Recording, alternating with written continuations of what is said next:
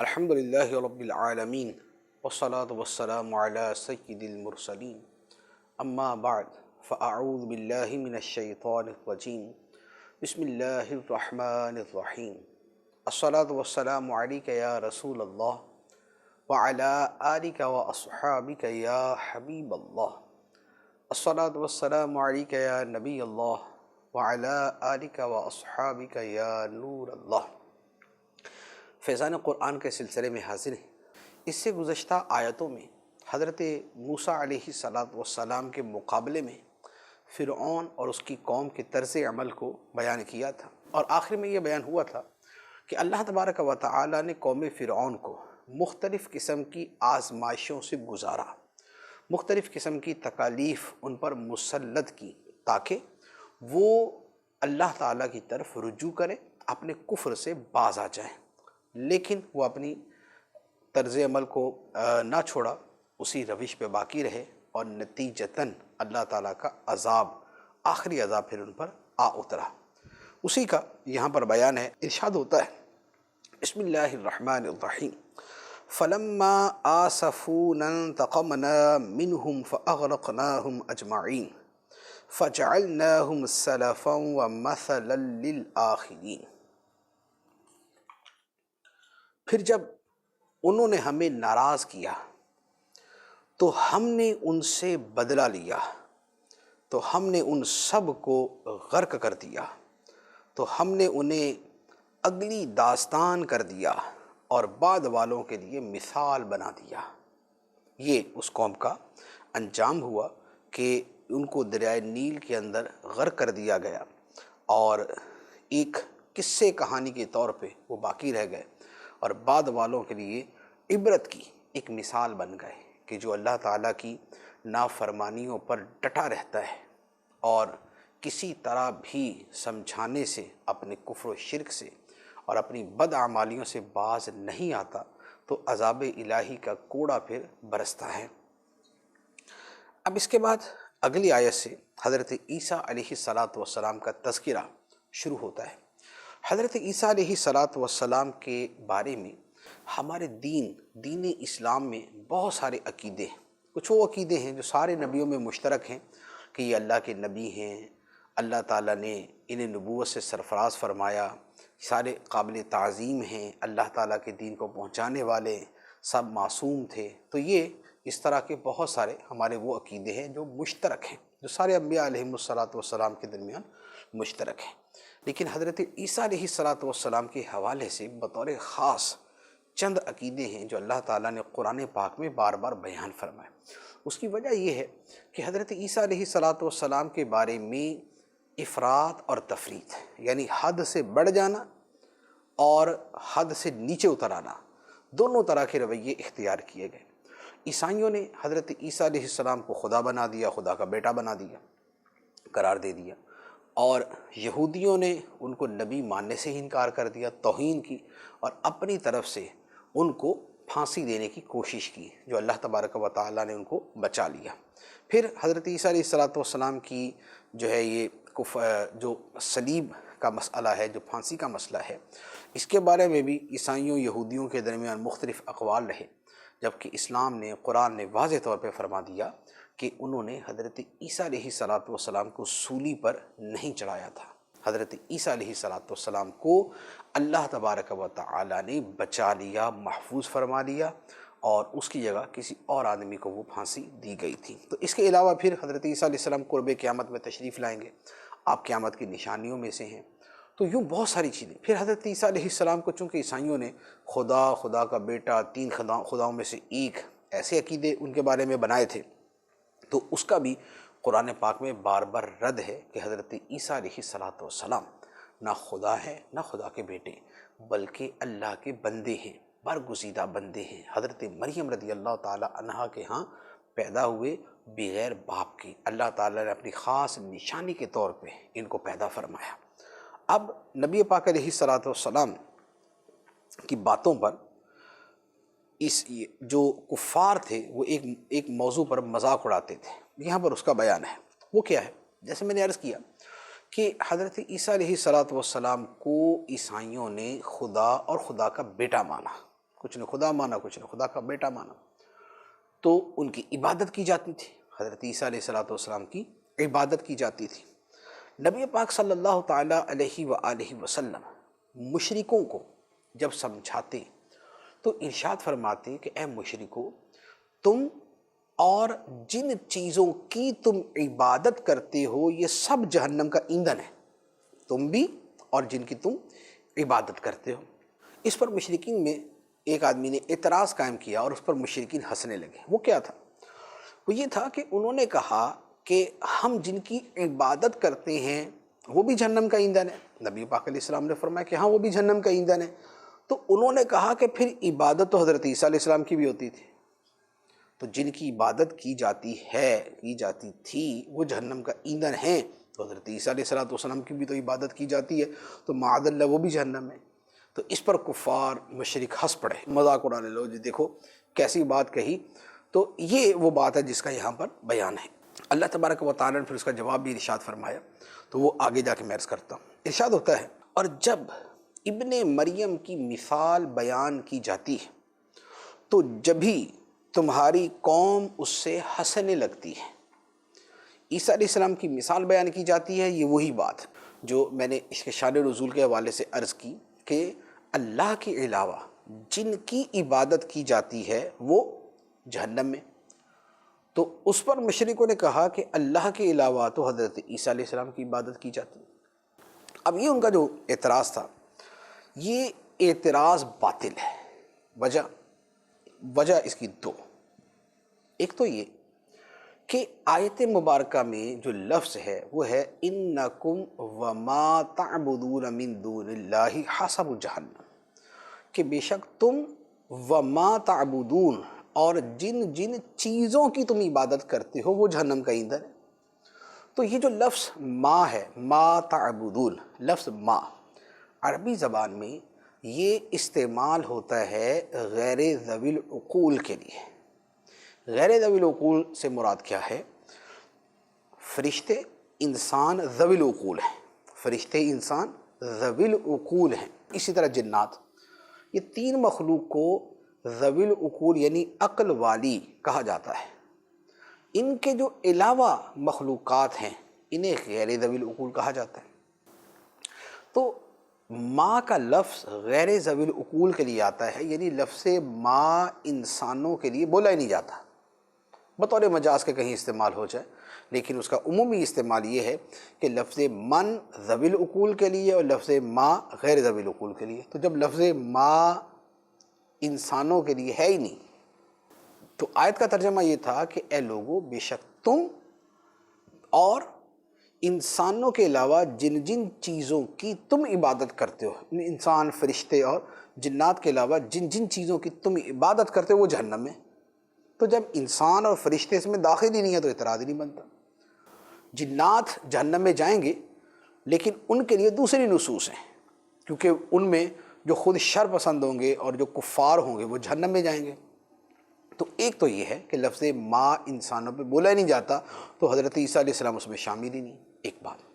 دوسری بات یہ ہے کہ قرآن پاک کی صرف ایک آیت کو لے کر ہی مطلب نہیں نکالا جاتا، بلکہ اس آیت کے ساتھ دیگر جو قرآن پاک کی آیات، نصوص اور دلائل ہیں ان کو بھی سامنے رکھا جاتا ہے، اور وہ یہ ہے کہ اللہ تعالیٰ نے اپنے نبیوں اور رسولوں کے ساتھ یہ وعدہ فرمایا ہے کہ وہ نار جہنم سے دور ہوں گے، وہ نار جہنم سے دور ہوں گے۔ یہ خود قرآن پاک کے اندر موجود ہے، ان الذین سبقت لہم من الحسنی اولئک عنہا مبعدون، کہ بے شک وہ لوگ کہ جن کے لیے ہماری طرف سے یعنی اللہ تعالیٰ کی طرف سے بھلائی کا وعدہ ہے، تو وہ نار جہنم سے دور ہوں گے، وہ جہنم سے دور رکھے جائیں گے۔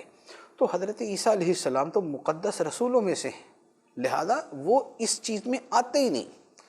انکم وما تعبدون من دون اللہ حسب جہنم، تنہا آیت کو لے کر بات نہیں کی جائے گی بلکہ دیگر آیات کو دیکھ کر کی جائے گی۔ تو لیکن خلاصہ کلام وہ ہے کہ کفار نے اسی بات کا مذاق اڑایا تھا جس کو یہاں پر بیان کیا گیا۔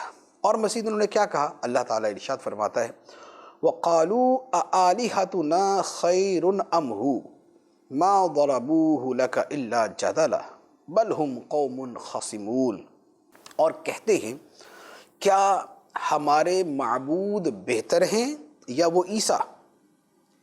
ان لوگوں نے یہ مثال تم سے صرف جھگڑا کرنے کے لیے بیان کی ہے، بلکہ وہ جھگڑنے والے لوگ ہیں۔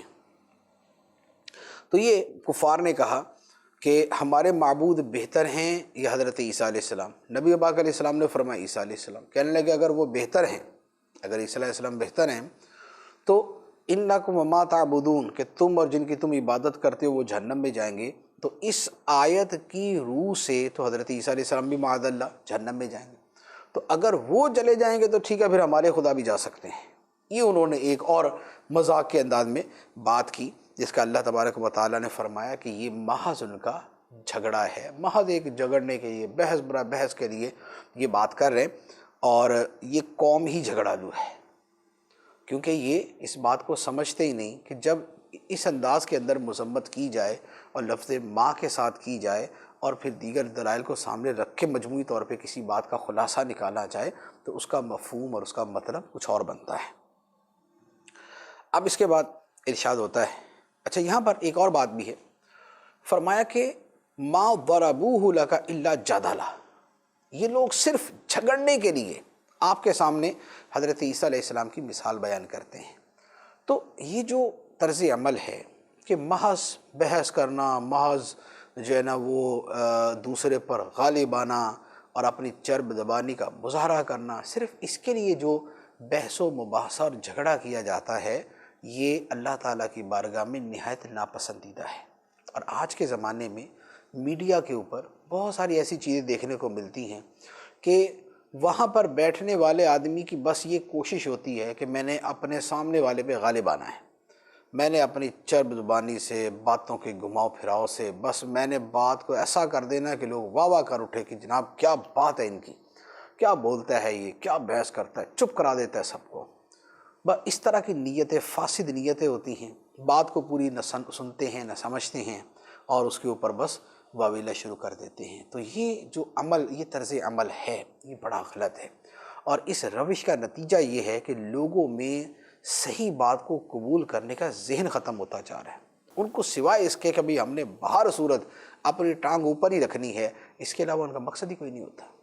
اگر کوئی اچھے انداز میں کرتا ہے وہ مستثنیٰ ہے، لیکن اکثریت کا جو حال ہے وہ یہی نظر آتا ہے کہ انہوں نے بس بحث برائے بحث کرنی ہوتی ہے۔ یہ قوموں کی تباہی کا ایک سبب ہوتا ہے کہ جب قوم اس طرح کے جھگڑوں میں پڑ جائے تو پھر نتیجہ یہ ہوتا ہے۔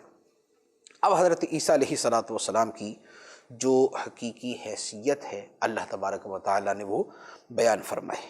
ارشاد فرمایا ان هو الا عبد انعمنا علیہ وجعلناہ مثلا لبنی اسرائیل، عیسیٰ تو نہیں ہے مگر ایک بندہ جس پر ہم نے احسان فرمایا ہے، اور ہم نے اسے بنی اسرائیل کے لیے ایک عجیب نمونہ بنایا۔ حضرت عیسیٰ علیہ السلام کے حوالے سے یہاں جو بات بیان کی گئی، اس میں کئی چیزوں کا بیان ہوا۔ ایک تو عیسائیوں کا رد ہے جو حضرت عیسیٰ علیہ السلام کو خدا یا خدا کا بیٹا مانتے ہیں۔ اللہ تعالیٰ نے فرما دیا کہ ایسا نہیں، وہ اللہ یا اللہ کے بیٹے نہیں، اللہ کے بندے ہیں، ان کو بندہ ماننا، خدا نہیں ماننا۔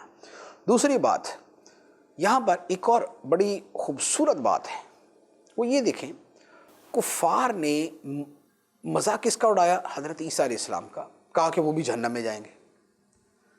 جواب کس نے دیا؟ اللہ تعالیٰ نے۔ تو اللہ تبارک و تعالیٰ اپنے پیارے بندوں کی تائید فرماتا ہے، ان کے اوپر آنے والے اعتراضوں کے جواب دیتا ہے۔ تو جو اللہ کے پیارے بندے ہوتے ہیں ان کی طرف سے جواب دینا یہ خدا کی سنت ہے۔ اسی لیے اولیاء کرام پر ہونے والے اعتراضات کا جواب الحمدللہ ہم سنی مسلمان دیتے ہیں۔ انبیاء علیہ السلام پر، اہل بیت پہ، صحابہ کرام پہ لوگ تان کرنے والے موجود ہیں، الحمدللہ ہم جواب دیتے ہیں۔ اہل بیت پہ اعتراض کرنے والے موجود ہیں، الحمدللہ ہم جواب دیتے ہیں۔ انبیاء علیہ السلام کی شانوں کو گھٹانے کی کوشش کرنے والے لوگ موجود ہیں، ان کا جواب الحمدللہ ہم سنی مسلمان دیتے ہیں۔ اور اسی طرح اللہ تعالیٰ کے پیاروں اولیاء کرام کی شانوں کو گھٹانے کی کوشش کرنے والے بھی موجود ہیں، ان کا جواب بھی الحمدللہ ہم اہل سنت دیتے ہیں۔ تو یہ اللہ تعالیٰ کا طریقہ ہے کہ وہ اپنے پیاروں کی طرفداری فرماتا ہے اور ان کی تائید فرماتا ہے۔ اچھا، تیسری بات یہ ہے کہ کفار نے، عیسائیوں نے جیسے حضرت عیسیٰ علیہ السلام کو خدا مانا ہے، تو اللہ تعالیٰ نے اس کے مقابلے میں حضرت عیسیٰ علیہ السلام کی معاذ اللہ کوئی مذمت نہیں بیان فرمائی، بلکہ ان کی حقیقی شان بیان کر دی، ان کی حقیقی شان بیان کر دی کہ بھئی وہ اللہ کے بندے ہیں جن پر خدا نے انعام فرمایا ہے، جس سے خدا نے بنی اسرائیل کے لیے نشانی بنا دیا کہ بغیر باپ کے پیدا ہوئے۔ تو دیکھیں، حضرت عیسیٰ علیہ السلام کو خدا مانا گیا، اللہ تعالیٰ نے اس عقیدے کی تردید فرما دی، لیکن حضرت عیسیٰ علیہ السلام کے خلاف سخت کلام نہیں فرمایا، ان کی اصل شان کو بیان کیا کہ وہ تو ہمارے بندے ہیں جن پر ہمارا احسان ہے، ہم نے اسے مثال بنایا ہے۔ تو جب اللہ کے ولیوں اور نبیوں کے حوالے سے بھی یہ اس کی حاجت ہے اس چیز کی کہ مثال کے طور پہ کچھ لوگ انبیاء اولیاء کے حوالے سے غلو کرتے ہیں، جیسے مثال کے طور پہ کوئی قبروں کو سجدہ کرتا ہے یا کسی ولی کو خدا ہی مانے، ایسے ہے نہیں لیکن بالفرض اگر کوئی مانے، تو کچھ لوگ وہ ہیں کہ جو اٹھ کے ان لوگوں کی مذمت کم کرتے ہیں، ولیوں کی زیادہ شروع کر دیتے ہیں، اور ایسے جملے بولتے ہیں کہ شاید ان کو نقل بھی نہیں کیا جا سکتا، کہ میں بول بھی نہیں سکتا وہ کیسے جملے بولتے ہیں اولیاء کرام کے بارے میں، حتیٰ کہ نبی پاک صلی اللہ تعالیٰ علیہ وسلم کے بارے میں۔ مثال کے طور پہ ہمارا عقیدہ ہے کہ نبی پاک صلی اللہ علیہ وسلم اللہ کی عطا سے ہماری مدد کرتے ہیں، یہ ہمارا عقیدہ ہے۔ کچھ لوگ کہتے ہیں جی شرک ہے، یہ کہنا غلط ہے، لیکن اگر اس کو غلط بھی کہنا ہے تو جو کرنے والے ہیں ان کی بات کی حد تک بات کی جائے، لیکن جنہوں نے رد کیا انہوں نے اللہ کے نبیوں کو بھی اس انداز میں بیان کر دیا کہ ان کی گستاخی تک پہنچ گئے کہ جس کا نام محمد یا علی ہے کسی چیز کا مختار نہیں۔ اب بتائیں کہ اگر کسی کی نظر میں نبیوں کو پکارنا درست نہیں تو وہ پکارنے والوں کا رد کرے گا یا خود نبی کا رد کرنا شروع کر دے گا؟ وہ نبی کے بارے میں یہ کہنا شروع کر دے گا کہ جس کا نام محمد یا علی ہے وہ کسی چیز کا مختار نہیں۔ تو یہ باطل اور سرکشی کی روش ہے کہ اللہ کے نبیوں اور ولیوں کے حوالے سے ہی زبان درازی شروع کر دی جائے اور ان کی شان کے اندر ہی گستاخیاں شروع کر دی جائیں۔ تو لہذا اگر کسی شے میں غلوف بھی ہوتا ہے تو اصل شے کے خلاف نہیں بولنا شروع کر دیا جاتا، بلکہ غلط کرنے والوں کے حوالے سے جو بھی آپ نے کلام کرنا ہے وہ آپ کریں۔ اچھا، اس کے بعد اللہ تبارک و تعالی ارشاد فرماتا ہے وَلَوْ نَشَاءُ لَجَعَلْنَا مِنْكُمْ مَلَائِكَةً فِي الْأَرْضِ يَخْلُفُونَ، اور اگر ہم چاہتے تو زمین میں تمہارے بدلے فرشتے بسا دیتے، ہم زمین میں تمہارے بدلے فرشتے بسا دیتے ہیں۔ اس آیت مبارکہ کا مفہوم یہ ہے، اللہ تبارک و تعالی چاہے تو جن فرشتوں کو یہ لوگ خدا کی بیٹیاں اور خدا مانتے ہیں، اللہ تعالیٰ ان کو زمین کے اندر بھیج دیتا اور وہ زمین کے اندر زندگی گزارتے۔ تو اوپر اگر آسمانوں پر فرشتے ہیں جیسا کہ ہیں، تو آسمانوں پر ہونے سے یہ نہیں لازم آ جاتا کہ وہ خدا بن گئے یا خدا کی بیٹیاں بن گئے۔ تو یہ جو ذہن ہے یہ غلط ہے، اور یہ بھی اس کا مفہوم ہے کہ اگر اللہ چاہے تو تمہاری جگہ اے کفار قریش جو نہیں مان رہے تم سب کو ختم کر دے، اپنے فرشتے زمین میں بھیج دے اور فرشتے خدا کی عبادت ہی کریں گے۔ تو اگر اللہ چاہے تو وہ یہ بھی کر سکتا ہے، لیکن اس کا ایک نظام کائنات ہے، وہ اس کے مطابق اس نظام کو چلا رہا ہے۔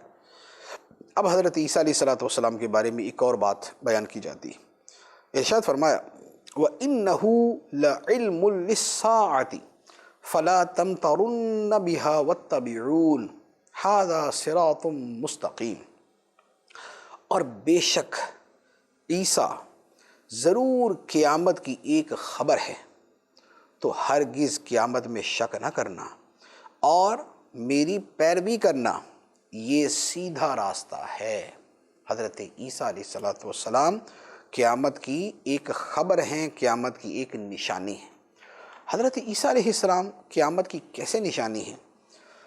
وہ یوں ہے کہ قیامت سے پہلے حضرت عیسیٰ علیہ السلام آسمانوں سے دنیا پر تشریف لائیں گے، تو آپ کی آمد اس بات کی خبر ہوگی کہ اب قیامت آنے والی ہے، کیونکہ جو قیامت کی علامات کبریٰ ہیں، جو بڑی بڑی نشانیاں ہیں، ان میں حضرت عیسیٰ علیہ السلام حضرت عیسیٰ علیہ السلام کی آمد پر یہ واضح ہو جائے گا کہ اب قیامت کچھ ہی دیر میں آنے والی ہے، اب بس چند جو ہے نا وہ سال ہی گزریں گے، کوئی صدیاں اس کے بعد نہیں گزریں گی، بس کچھ ہی عرصہ گزرنا ہے۔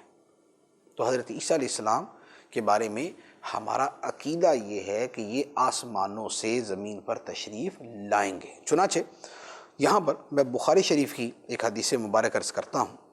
بخاری شریف کی حدیث ہے، نبی پاک صلی اللہ تعالیٰ علیہ وآلہ وسلم نے ارشاد فرمایا، اس ذات کی قسم جس کے قبضے میں میری جان ہے، قریب ہے کہ تم میں، اے لوگو، تم میں ابن مریم نازل ہوں جو انصاف پسند ہوں گے، صلیب کو توڑیں گے، خنزیر کو قتل کریں گے، جزیہ موقوف کریں گے، اور مال اتنا بڑھ جائے گا کہ لینے والا کوئی نہ ہوگا۔ تو یہ حدیث مبارک جس میں نبی پاک علیہ السلام نے فرمایا کہ ابن مریم تم میں نازل ہوں گے، اے امت ابن مریم تم میں نازل ہوں گے۔ دوسری حدیث مبارک بھی عرض کرتا ہوں، یہ حدیث مبارک مسلم شریف کی ہے۔ نبی پاک صلی اللہ علیہ وآلہ وسلم نے ارشاد فرمایا کہ اللہ تعالی حضرت عیسیٰ علیہ السلام کو بھیجے گا تو وہ جامع مسجد دمشق کے سفید مشرقی مینارے پر اس حال میں اتریں گے کہ انہوں نے ہلکے زرد رنگ کے 2 حلے پہنے ہوں گے، اور انہوں نے 2 فرشتوں کے بازوؤں پر ہاتھ رکھے ہوں گے، جب اپنا سر نیچا کریں گے تو پانی کے قطرے ٹپک رہے ہوں گے۔ یہ واضح اور بالکل سری الفاظ کے اندر بیان فرما دیا کہ حضرت عیسیٰ علیہ السلام آئیں گے، جامع مسجد دمشق کے سفید مشرقی کنارے پر اتریں گے، ہلکے زرد رنگ کے 2 حلے پہنے ہوں گے، اور آپ کے بازو جو ہے، آپ فرشتوں کے بازوؤں پر اپنے ہاتھ رکھے ہوئے ہوں گے۔ تو یہ ہمارا عقیدہ کہ حضرت عیسیٰ علیہ السلام قرب قیامت میں، یعنی قیامت سے پہلے دنیا میں تشریف لائیں گے۔ بعض لوگ ان حدیثوں کا انکار کرتے تو یہ منکرین حدیث ہیں، یہ حدیث کا انکار کرنے والے، اور اس کو بعید سمجھتے ہیں کہ یہ کیسے ہوگا۔ بھئی کیسے کیا ہوگا؟ جس خدا نے ساری کائنات بنائی ہے وہ حضرت عیسیٰ علیہ السلام کو بھیج دے گا، تو اس کے اندر عقل سے محال کون سی بات ہے؟ تو یہ ایسے بلا وجہ کی جو ہے نا وہ مفت کی جو ہے نا وہ عقل خاری کہ جناب یہ کیسے ہو جائے گا اور یہ کیسے ہو جائے گا۔ اللہ کے حبیب علیہ السلام نے خبر دی ہے، حدیث صحیح کے اندر یہ باتیں موجود ہیں، تو اس کا انکار کرنے کی بات ہی کوئی نہیں بنتی۔ اچھا پھر جو انکار کرتے ہیں ان سے پوچھا جائے بھی تمہارے پاس کیا دلیل ہے؟ ہم تو احادیث پیش کر رہے ہیں نا کہ حضرت عیسیٰ علیہ السلام قیامت سے پہلے دنیا میں تشریف لائیں گے، تو تم انکار کرتے کوئی نہیں آئیں گے، تو تمہارے پاس کیا دلیل ہے؟ ہمارے پاس تو احادیث ہیں۔ تو اس طرح اچھا پھر ایسے کئی لوگ ہوئے، بہت سارے لوگ ہوئے، ابھی قریب زمانے میں بھی جیسے غلام احمد قادیانی گزرا، اس کے علاوہ بھی کئی لوگ گزرے کہ جنہوں نے خود عیسیٰ ہونے کا دعویٰ کر دیا، مثل مسیح، کبھی عین عیسیٰ، کبھی مسیح موعود، تو ان کا دعویٰ کر دیا کہ وہ جو حضرت عیسیٰ علیہ السلام نے آنا ہے وہ میں ہی آ گیا ہوں۔ تو بھئی تم کیوں آ گئے؟ اللہ تعالیٰ عیسیٰ علیہ السلام کو بھیجنا ہے، تم خامخواہ آ گئے۔ تو اب اس دعوے کا نہ سر نہ پیر۔ وہ احادیث کیا بیان فرما رہی ہیں؟ احادیث تو فرما رہی ہیں کہ جب دجال آئے گا تو اس کے بعد حضرت عیسیٰ علیہ السلام آئیں گے۔ تو یہ کیا ہوا کہ دجال سے پہلے تم آ گئے؟ احادیث میں تو یہ فرمایا تھا کہ دجال کے بعد آئیں گے، تم اس سے پہلے کیسے آ گئے؟ تو یہ سب اس طرح کے جو کبھی مہدی ہونے کا دعویٰ کر دیتے، امام مہدی میں ہوں، تو کبھی عیسیٰ ہونے کا دعویٰ کر دیتے، سب دعوے باطل مردود اور نہ سر نہ پیر۔ ان کی کوئی ان کی فاؤنڈیشن نہیں ہوتی، ان کی کوئی بنیاد نہیں ہوتی۔ اس کے بعد اللہ تبارک و تعالی نے ارشاد فرمایا، وَلَا يَصُدَّنَّكُمُ الشَّيْطَانُ إِنَّهُ لَكُمْ عَدُوٌّ مُّبِينٌ، اور ہرگز شیطان تمہیں نہ روکے، بے شک وہ تمہارا کھلا دشمن ہے۔ شیطان تمہیں نہ روکے کس بات سے؟ قیامت پر یقین کرنے سے، خدا نے جو خبریں دی ہیں ان کو ماننے سے اور دین پر عمل کرنے سے شیطان تمہیں نہ روکے، بے شک وہ تمہارا کھلا دشمن ہے۔ شیطان کی دشمنی اللہ تعالیٰ نے قرآن پاک میں بہت سی جگہوں پہ بیان فرمائی کہ یہ تمہارا دشمن ہے، لہذا تم بھی اسے دشمن ہی جانو۔ ان الشیطان لکم عدو فاتخذوہ عدوا، بے شک شیطان تمہارا دشمن ہے تو تم بھی اسے دشمن بناؤ۔ جسے دشمن بنایا جاتا ہے، جو حکم خداوندی ہے، جب کسی کو دشمن بنایا جاتا ہے تو اس کے کہنے پر نہیں چلتے، اس کے خلاف چلتے ہیں۔ شیطان ہمیں کہتا ہے نماز نہ پڑھو، ہم کیا کرتے ہیں؟ ہم بھی کہتے ہیں ٹھیک ہے جی، نماز نہیں پڑھتے، ہم بھی نماز نہیں پڑھتے۔ تو اب جو یہ کرنے والا ہے کہ شیطان نے کہا نماز نہیں پڑھنی، شیطان نے کہا زکوٰۃ نہیں دینی، شیطان نے کہا ماں باپ کو ستانا ہے، شیطان نے کہا پڑوسیوں کو تکلیف دینی ہے، شیطان نے کہا بدکاری کرو، شیطان نے کہا شراب پیو، شیطان نے کہا بے پردگی کرو، شیطان نے کہا سود کھاؤ، شیطان نے کہا رشوت کھاؤ، اور سارے کام کیے جا رہے ہیں، ساری باتیں مانے جا رہے ہیں۔ تو بتائیے شیطان کو دشمن بنایا ہے یا اس کو اپنا حاکم بنایا ہے، اس کو اپنا دوست بنایا ہے؟ بات تو دوست کی مانی جاتی ہے، دشمن کی تو نہیں مانی جاتی۔ لیکن لوگوں کا حال تو یہ ہے کہ بات شیطان کی مانتے ہیں اور کہتے ہیں شیطان ہمارا دشمن ہے۔ کبھی دنیا کے اندر بھی ایسی دشمنی کی کہ دنیا کے اندر جسے دشمن سمجھیں اس کی ہر بات کو مانتے رہیں؟ تو یہ جو خدا کا حکم ہے کہ شیطان تمہارا دشمن ہے، تم بھی اسے دشمن سمجھو، دشمن مانو، دشمن بناؤ، تو اس پر عمل کرنے کا مطلب یہی ہوگا کہ جو شیطان کہتا ہے وہ نہ کیا جائے، بلکہ جو رحمان عز و جل فرماتا ہے وہ کیا جائے۔ شیطان کہتا ہے شراب پیو، نہیں پینی، دشمن ہے ہمارا۔ شیطان کہتا ہے نماز نہ پڑھو، پڑھنی ہے ہم نے۔ شیطان کہتا ہے بدکاری کرو، زنا کرو، نہیں کرنا۔ شیطان کہتا ہے بدنگاہی کرو، نہیں کرنی۔ شیطان کہتا ہے سود کھاؤ، رشوت کھاؤ، ظلم کرو دوسروں پہ، ماں باپ کو ستاؤ، اولاد کی ڈھنگ کی تربیت نہ کرنا، دنیا سکھانا دین نہ سکھانا۔ شیطان کی بات نہیں ماننی۔ شیطان سے دشمنی کا مطلب یہ ہے، نہ یہ کہ جو وہ کہے گا وہ کرنا شروع کر دیں۔ اس کے بعد اللہ تبارک و تعالیٰ نے حضرت عیسیٰ علیہ السلام کی جو آمد ہوئی تھی اپنے زمانے میں، جب وہ بنی اسرائیل کی طرف بھیجے گئے تھے، اس وقت حضرت عیسیٰ علیہ السلام نے کیا فرمایا؟ اللہ تعالیٰ وہ ارشاد فرماتا ہے، ارشاد فرمایا وَلَمَّا جَاءَ عِيسَى بِالْبَيِّنَاتِ قَالَ قَدْ جِئْتُكُمْ بِالْحِكْمَةِ وَلِأُبَيِّنَ لَكُمْ بَعْضَ الَّذِي تَخْتَلِفُونَ فِيهِ فَاتَّقُوا اللَّهَ وَأَطِيعُونِ إِنَّ اللَّهَ هُوَ رَبِّي وَرَبُّكُمْ فَاعْبُدُوهُ هَذَا صِرَاطٌ مُسْتَقِيمٌ۔ اور جب عیسیٰ روشن نشانیاں لایا تو اس نے فرمایا میں تمہارے پاس حکمت لے کر آیا ہوں، اور میں اس لیے آیا ہوں تاکہ میں تم سے بعض وہ باتیں بیان کر دوں جن میں تم اختلاف رکھتے ہو، تو اللہ سے ڈرو اور میرا حکم مانو، بے شک اللہ میرا بھی رب ہے اور تمہارا بھی رب ہے، تو اس کی عبادت کرو، یہ سیدھا راستہ ہے۔ یہ حضرت عیسیٰ علیہ السلام کی بڑی واضح تعلیمات کہ جو میں تمہارے پاس لے کر آیا ہوں وہ حکمت ہے، وہ خدا کا حکم ہے، خدا کا ہر حکم حکمت ہے۔ دوسری بات فرمائی کہ تمہارا جن باتوں میں اختلاف ہے دین کے حوالے سے، خدا کی کتابوں کے حوالے سے اور خود حضرت عیسیٰ علیہ السلام کے حوالے سے، تو میں تمہیں ان کے اندر صحیح بات بتا دوں کہ حق کیا ہے، خدا کی طرف سے اصل ہے کیا۔ تو فرمایا اللہ سے ڈرو اور میرا حکم مانو۔ پھر حضرت عیسیٰ علیہ السلام نے بڑے واضح الفاظ میں فرمایا کہ بے شک اللہ میرا بھی رب ہے، تمہارا بھی رب ہے۔ یہ آپ نے اس لیے فرمایا کہ قوم تو آپ کے معجزات کو دیکھ کر کسی اور ہی طرف جا رہی تھی، اور انہوں نے تو بعد میں حضرت عیسیٰ علیہ السلام کو خدا مان لینا تھا۔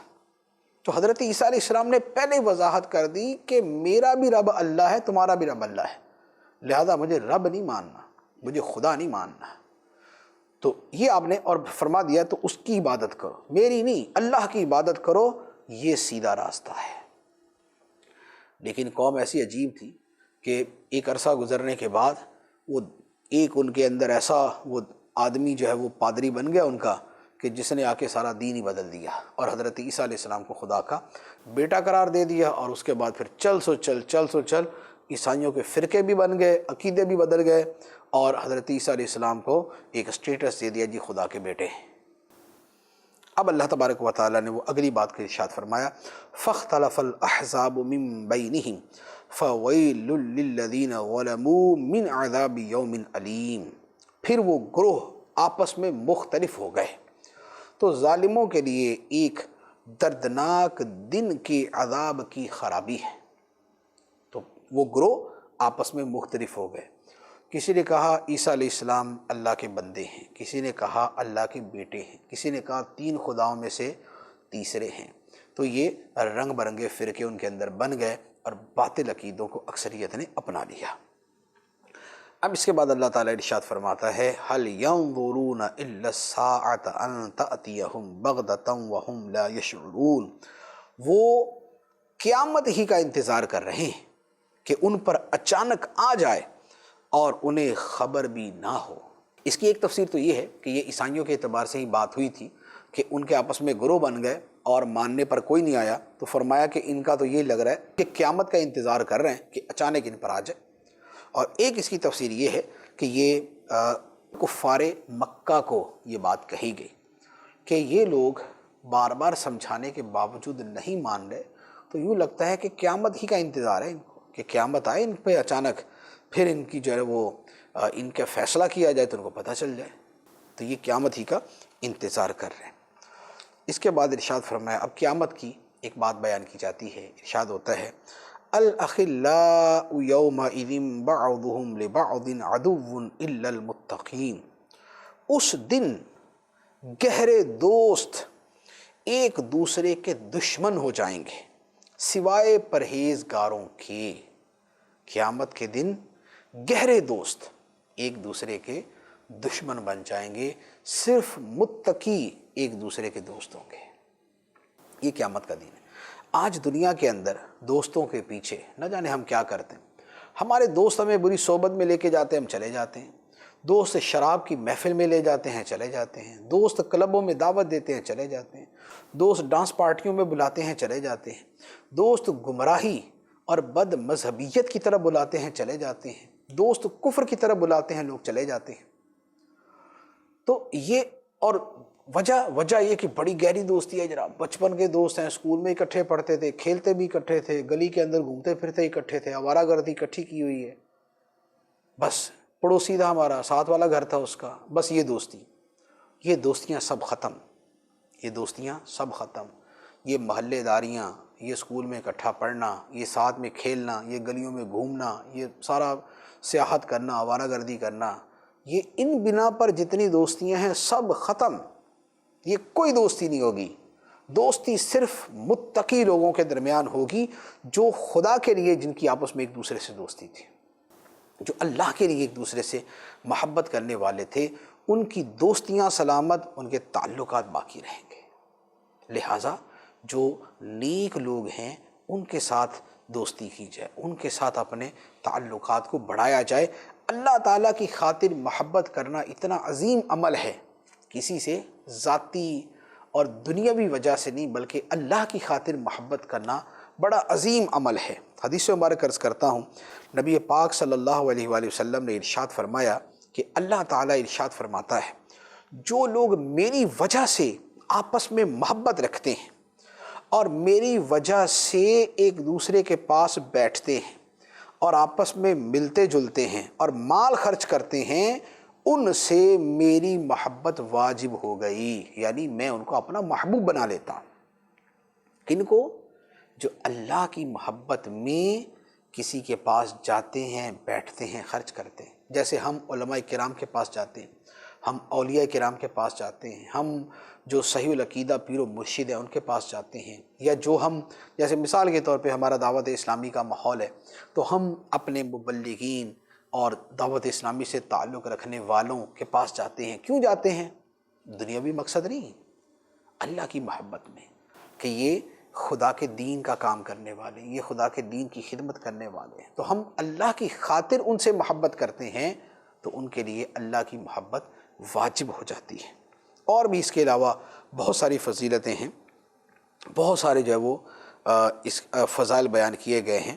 ایک اور حدیث مبارک عرض کرتا ہوں کہ اللہ تعالیٰ قیامت کے دن فرمائے گا وہ لوگ کہاں ہیں جو میرے جلال کی وجہ سے آپس میں محبت رکھتے تھے، وہ لوگ کہاں ہیں جو میرے جلال کی وجہ سے آپس میں محبت رکھتے تھے، آج میں ان کو اپنے عرش کے سائے میں رکھوں گا، آج میرے عرش کے سائے کے سوا کوئی سایہ نہ ہوگا۔